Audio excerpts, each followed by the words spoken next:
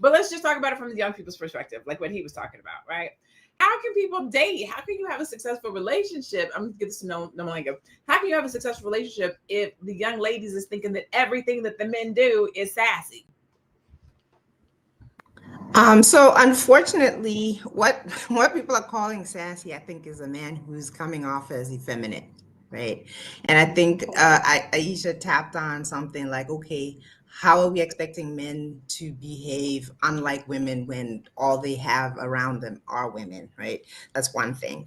But I think that's extreme where you just moisten your lips or anything you do. But I think I say this almost every show where we're talking about relationships.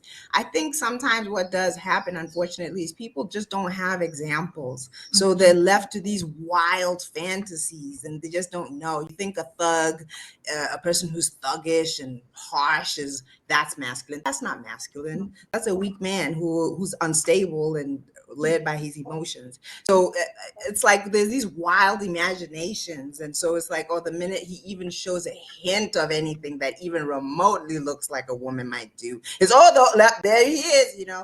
But it's definitely gone to an extreme, and it doesn't have to be. But if you want answers, there are really just a few basic fundamentals when it comes to men. And if you're a woman who's willing to educate yourself about men, you can pick up on, okay, I could take this, I could leave this, I can take this, I could leave this. And putting on, lip balm or whatever, that's not it. You're supposed to be listening to what he says, even though he doesn't say much. You're supposed to be looking at his demeanor. You're supposed to be asking questions about his background.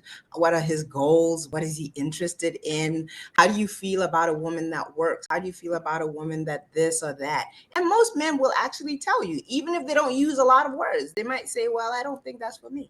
Or I would love that. You see, so it's just like I said, it's like people are feeling around in the dark and just wild imaginations and just throwing all kinds of garbage out there.